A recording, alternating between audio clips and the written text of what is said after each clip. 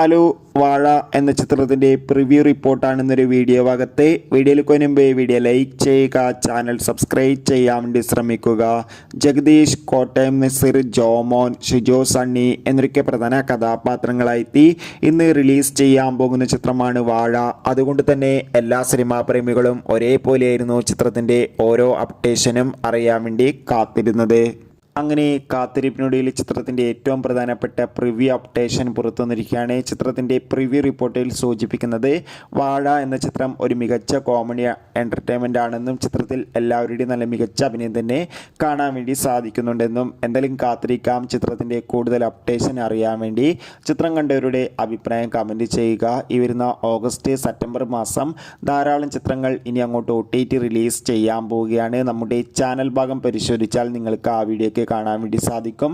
അതോടുകൂടി ഇന്ന് OTT release ചെയ്ത ചിത്രങ്ങളുടെ വീഡിയോ ചാനൽ പരിശോധിച്ചാൽ കാണാം.